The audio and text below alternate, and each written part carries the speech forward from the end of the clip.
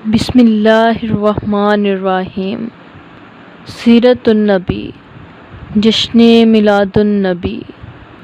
اللہ تعالیٰ نے ہر نعمت کا شکر ادا کرنا ضروری قرار دیا ہے اور اپنی نعمتوں کو دل سے یاد رکھ کر ان پر اظہار تشکر کا حکم صادر فرمایا ہے۔ قرآن حکیم کے کئی مقامات اس کی شہادت فراہم کرتے ہیں۔ مثلاً یہ فرمایا گیا، اپنے اوپر کی گئی اللہ کی اس نعمت کو یاد کرو جب تم آپس میں دشمن تھے، پھر اس نے تمہارے قلوب میں الفت و محبت ڈال دی، بس تم اس رحمت الہی سے بائی بائی بن گئے۔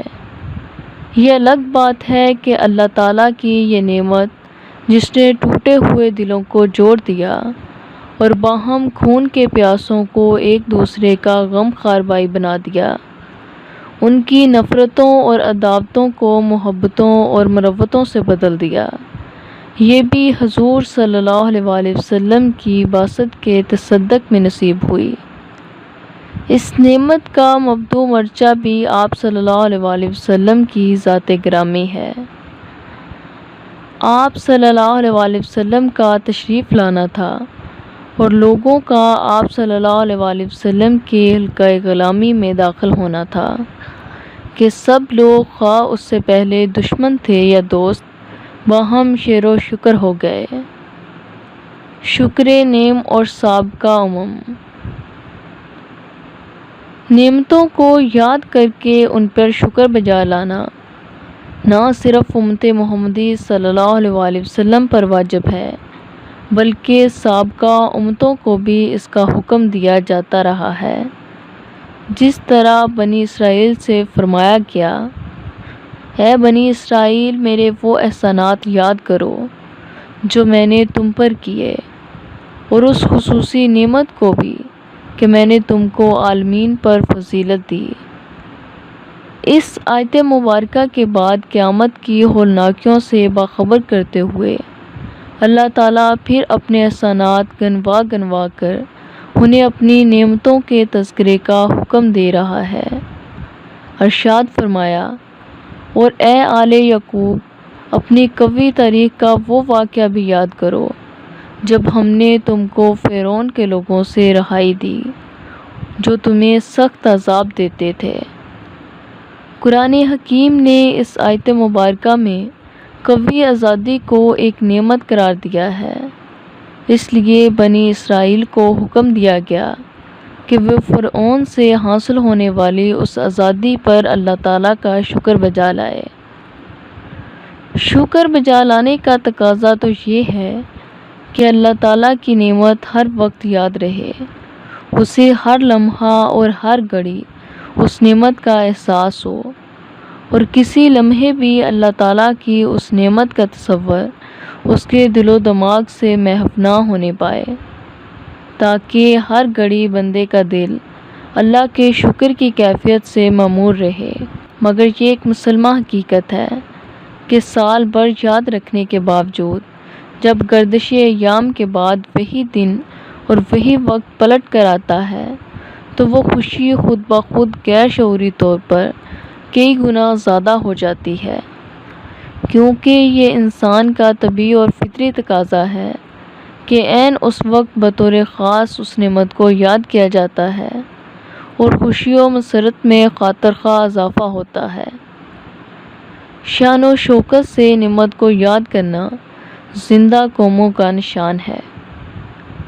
نعمت کے شکرانے کے طور پر باقاعدگی اور اہتمام سے خوشی و مسرت کا اظہار کرنا اس لیے بھی قوموں پر لازم ہو جاتا ہے تاکہ آئندہ نسلوں پر بھی اس دن کی اہمیت واضح ہو سکے۔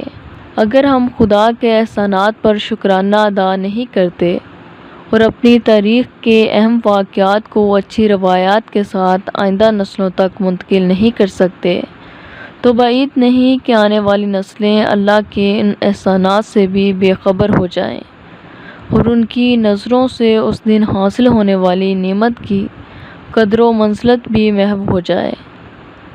میری حالات شکر الہی کا تقاضا یہ ہے کہ سال بھر تو عام شکر بجا لایا جاتا رہے۔ لیکن جب وہ دن آئے جس دن وہ نعمت ملی تھی، اس دن شکر کے ساتھ خوشیاں بھی شامل ہو جائیں اور وہ خود بخود جشن ہو جائے، تاکہ آئندہ نسلوں پر اس دن کی حقیقت کھل کر واضح ہو جائے۔ ارشاد ربانی ہے، اور یاد کرو جب تم فرعون کے غرق ہونے کے بعد شام کو روانہ ہوئے اور میدان رتیم میں سرگرداں پھر رہے تھے، تو ہم نے تم پر بادلوں کا سایہ کیا اور تمہارے لیے من و سلوہ اتارا۔ اے بنی اسرائیل، جب تمہیں فرعون مصر کی غلامی سے نجات ملی اور دریائے نیل سے ہم نے گزار کر تمہیں سینا کی وادیوں میں پہنچایا تو وہاں سخت دھوپ تھی۔ اللہ نے چاہا جہاں میں نے تمہیں اتنی نعمتیں عطا کی ہیں وہاں ایک مہربانی یہ بھی کر دوں، تو بادلوں کو حکم دیا کہ وہ تم پر سائبان کی صورت میں سایہ زن ہو جائیں۔ اب یہ بھی بظاہر ایک واقعہ ہے، مگر یہاں اس کا ذکر بھی بطور نعمت ہو رہا ہے۔ پھر فرمایا کہ ہم نے تمہارے لیے من و سلوہ کی نعمت نازل کی۔ یہاں سے بھی یہ واضح ہو رہا ہے کہ من و سلوہ صرف کھانے کے لیے ہی تم پر نہیں اتارا گیا تھا، بلکہ اس لیے بھی کہ اس کو بطور نعمت عمر پر یاد رکھا جائے اور اس پر اللہ کی بارگاہ میں شکر بجا لایا جائے۔ الغرض، قرآن نے بیشتر مقامات پر اللہ رب العزت کی خاص نعمتوں کو ان خاص ایام کے حوالے سے یاد رکھنے کا حکم دیا ہے۔ شکریہ۔